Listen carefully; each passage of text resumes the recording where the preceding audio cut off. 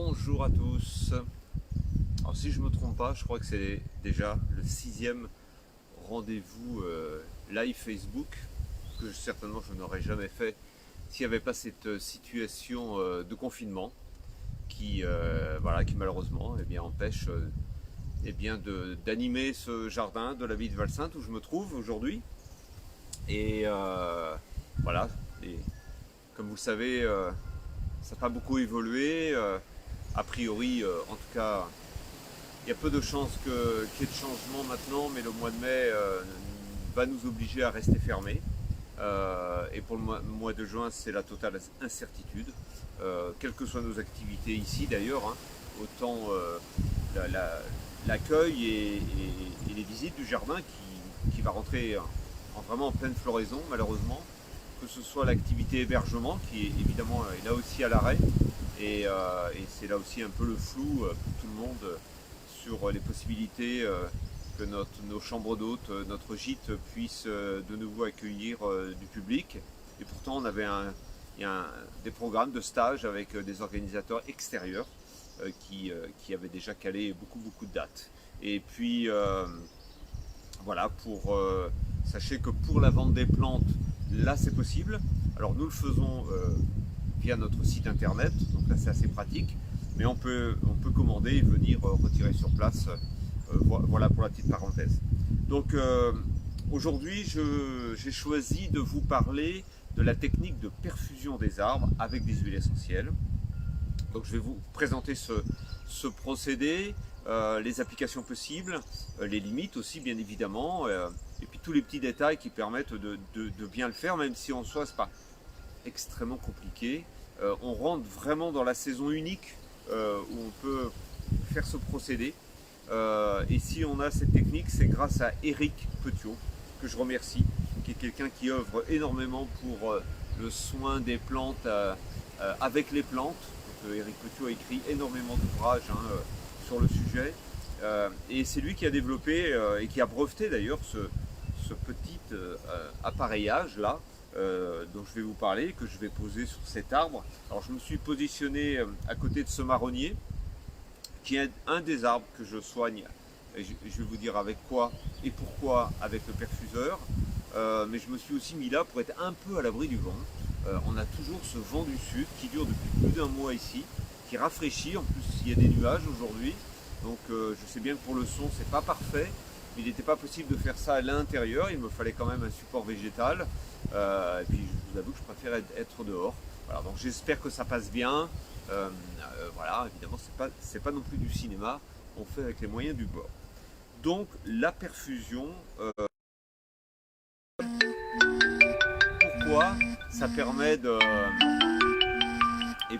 d'atteindre l'arbre en utilisant sa sève qui donc circule et va pouvoir véhiculer les molécules d'huile essentielle voilà, au travers de tout son feuillage, de toute sa ramure. Et donc on va utiliser cette sève montante qui part des racines et qui monte dans l'ensemble de la plante.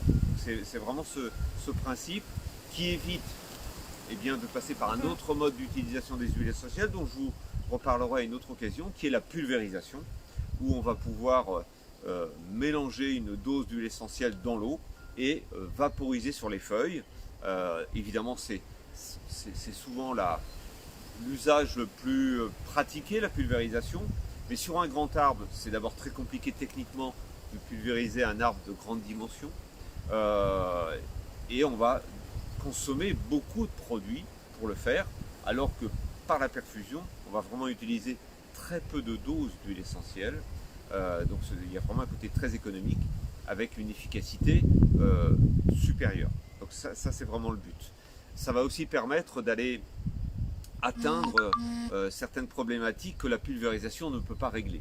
Notamment, alors ce ne sera pas le cas là, mais notamment tous les insectes qu'on appelle du bois, les insectes lignivores, qui se retrouvent dans les branches, dans les rameaux, dans les troncs. Alors, une petite seconde, mon téléphone sonne, c'est peut-être qu'on va avertir qu'il y a un problème.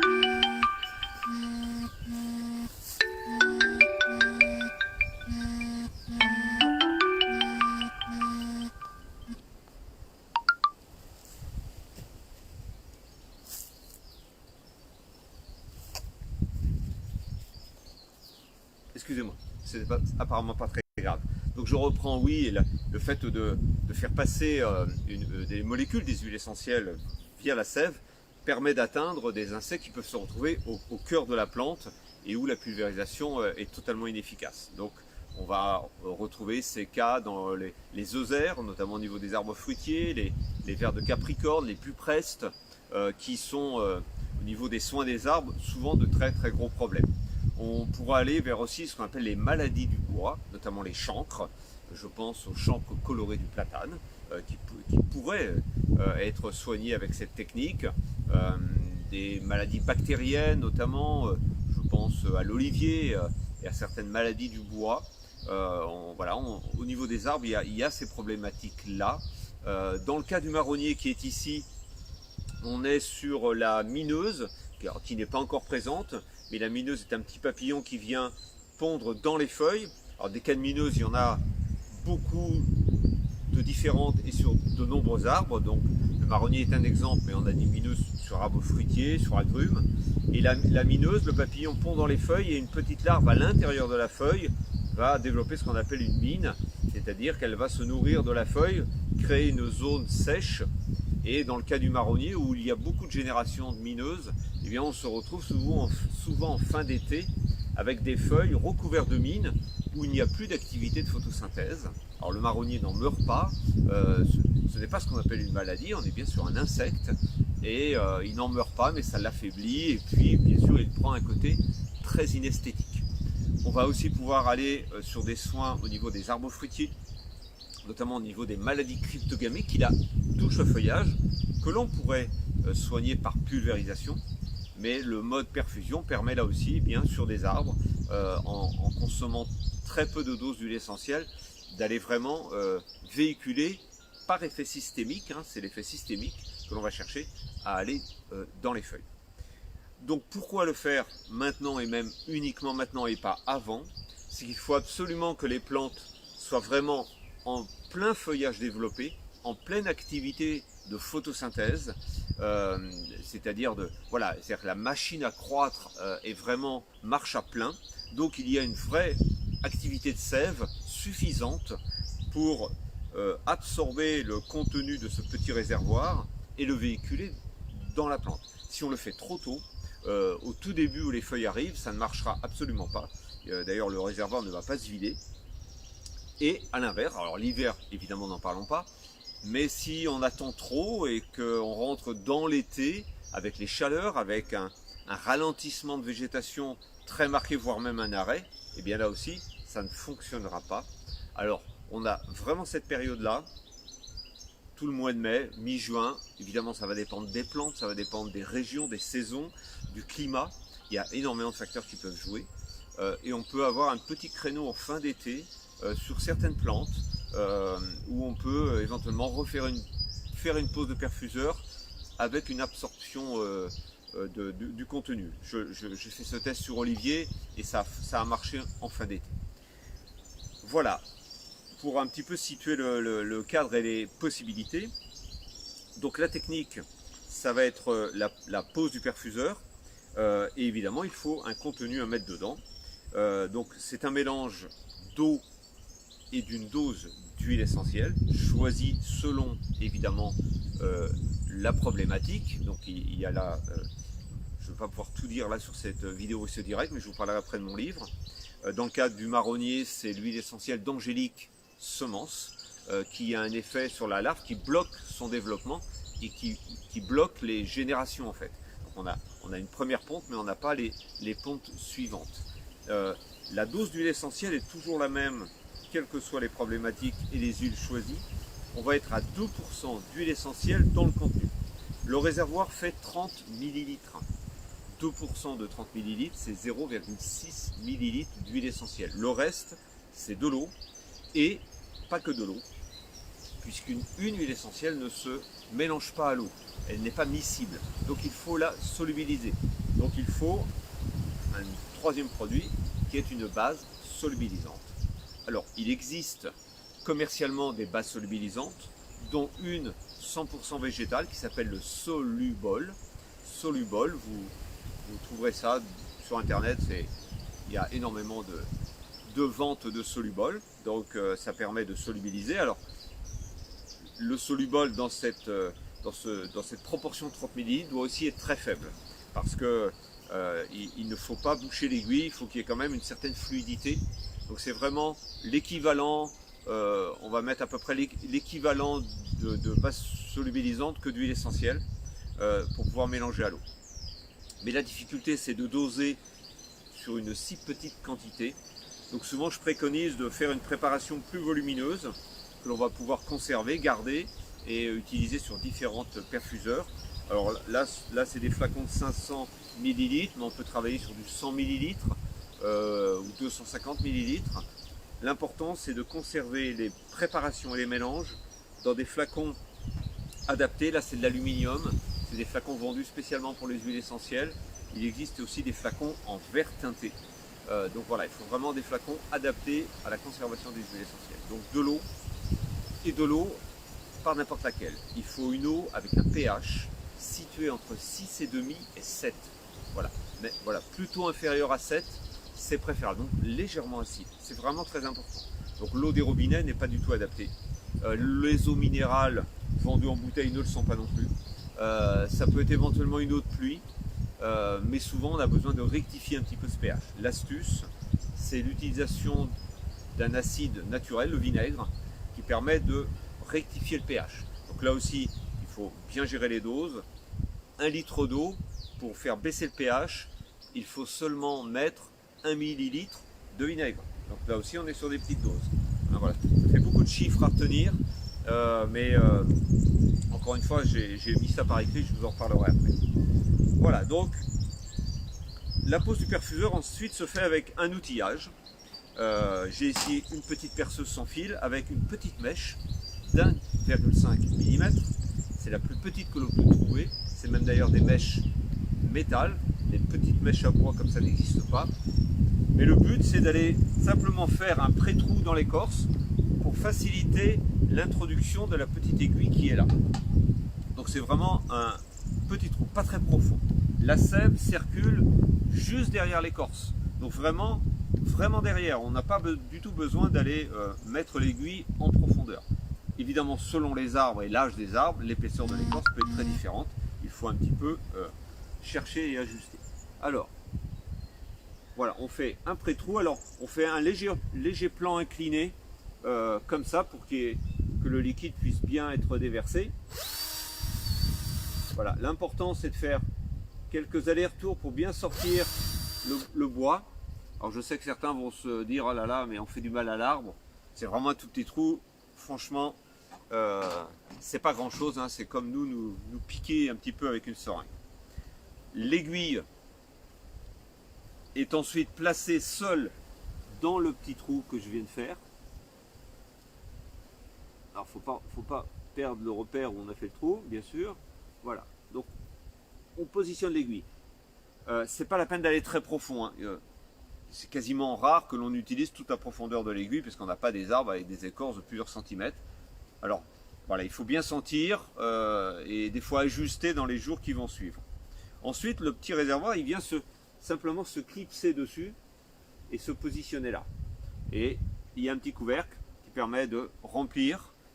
Et ensuite, je vous conseille évidemment d'attacher le perfuseur pour éviter qu'il ne bascule. Alors, au préalable, moi je conseille, alors d'abord il y a un petit bec verseur, donc il faut mettre l'aiguille dans le bon sens. Je vous conseille de tester avant de poser votre perfuseur que l'aiguille ne soit pas bouchée. Si le perfuseur est neuf, normalement c'est pas possible, mais si on fait de la réutilisation, puisqu'on peut le réutiliser chaque année, c'est important. Donc on met de l'eau et on vérifie, évidemment, vous voyez, ça coule bien. Alors évidemment, ça va pas se vider à ce rythme-là dans l'arbre, hein. Ce sera beaucoup plus lent. Voilà, donc on sait qu'il coule, on repositionne son perfuseur. Alors, on met toujours l'aiguille avant parce que sinon on risque de casser en forçant le petit truc qui est là. Donc ça c'est une première chose. On positionne bien. Et avant même de mettre son mélange à base d'huile essentielle que l'on a fait, on peut simplement mettre de l'eau. Alors, pour vérifier qu'il n'y a pas de fuite, que le liquide reste. Et ça permet aussi d'anticiper un petit peu, c'est-à-dire qu'on peut poser le perfuseur avec de l'eau pure et vérifier dans les 2-3 jours qui suivent que l'eau est absorbée par l'arbre. Ce qui permet de constater qu'il y a, voilà, que ça a été bien posé, que les conditions sont bonnes. Et ensuite, au bout de 3 jours, eh bien, on peut remplacer l'eau par le contenu à base d'huile essentielle que l'on a préparé. Voilà, ça c'est la petite astuce pour le faire. Encore une fois, l'absorption va aller à un rythme très différent selon les plantes, selon les saisons, selon les températures. Quand on est dans des bonnes températures printanières, autour d'une vingtaine de degrés, il y a une bonne activité, ça monte assez vite. S'il y a des moments de rafraîchissement, du vent, des choses qui stressent un peu les plantes, ça peut aller moins vite. Et puis la lune a son importance. Quand on est en phase lunaire montante, eh bien on constate vraiment qu'il y a une montée de sève beaucoup plus puissante et donc forcément une rapidité d'absorption. Donc ça peut aller de 3 à 7 voire 10 jours. On compte un perfuseur pour un arbre d'une circonférence de 60 cm à 1 mètre du sol. D'accord? Un perfuseur plein. Si l'arbre est plus petit, eh bien on ne remplit pas le perfuseur. Et si l'arbre est plus gros, on peut aller jusqu'à mettre 2-3 perfuseurs quand on est vraiment sur des sujets très très importants. Donc voilà, il y a un nombre de perfuseurs, un nombre de millilitres selon la taille de l'arbre et à ne pas dépasser. Les huiles essentielles, il ne faut pas en abuser. Il faut faire attention de ne pas intoxiquer les plantes. Donc ça veut dire que dans la vie d'un arbre, c'est une fois dans l'année. On ne renouvelle pas 36 fois les applications. D'abord, ça n'améliorerait absolument pas les résultats. Au contraire, ça pourrait même avoir des effets négatifs. Voilà en gros pour la technique de pose et d'usage du perfuseur. Alors, comme il y a énormément de choses à dire, toutes mes années d'expérience aujourd'hui avec les huiles essentielles, j'ai eu l'opportunité de les consigner dans un livre qui est sorti le 20 février cette année aux éditions Rustica. Voilà, ils m'ont fait confiance pour traiter ce sujet pas très commun. Donc on a voulu faire un guide très facile, pratique.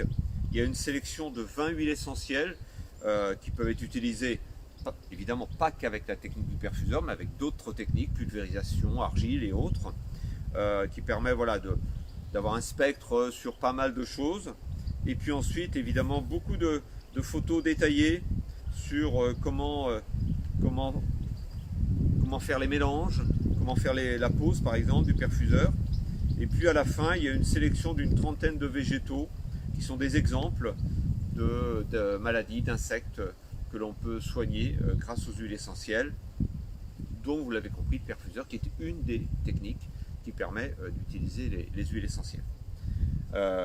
Alors, ce petit livre se retrouve normalement dans toute bonne librairie. Nous le vendons nous-mêmes ici, bien évidemment, quand on est ouvert, mais en ce moment via notre site internet, www.valsainte.org. Les perfuseurs aussi, nous les avons en vente, puisque seul Éric Petiot les commercialise. Et donc, il n'a pas beaucoup de revendeurs. Lui vend surtout en grosse quantité. Donc voilà, nous sommes revendeurs de ces perfuseurs d'Éric Petiot à l'unité ou par lot. Vous verrez ça sur internet. Les huiles essentielles se trouvent relativement communément, en tout cas celles que l'on cite. Certaines sont des fois un petit peu plus difficiles à trouver, mais ça se trouve. Alors, encore une fois, des questions, n'hésitez pas, soit via Facebook, on peut laisser des petits messages, soit directement à l'adresse mail du jardin d'Abbé Valsainte, où je ferai un plaisir de vous répondre. Mais encore une fois, je pense que dans le livre, il y a à peu près les réponses à tout et à toutes vos questions. Dimanche prochain, nous serons le 3 mai, et dimanche prochain, je garderai le programme qui était prévu initialement ici dans le jardin, physiquement avec tout le monde. Je vous parlerai des herbes sauvages comestibles. Je ferai une grosse récolte uniquement dans le jardin, où je vais vous en trouver une bonne vingtaine d'herbes sauvages comestibles. Donc je ferai un petit étalage sur une table. J'espère qu'il n'y aura pas de vent dimanche prochain. Autrement, je le ferai en salle. Là, ce ne sera pas un problème. Pour un petit peu vous les décrire. Et voilà, sans donner, c'est pas pour donner des recettes, mais vraiment des reconnaissances. et montrer que ces herbes sauvages ont leur utilité, surtout dans ces belles saisons de printemps où il y a l'embarras du choix. Voilà, j'espère que tout s'est bien passé pour vous pour ce petit direct. Je vous souhaite un bon dimanche après-midi. Restez bien confinés tous encore quelques temps et profitez bien de votre jardin. Merci, au revoir.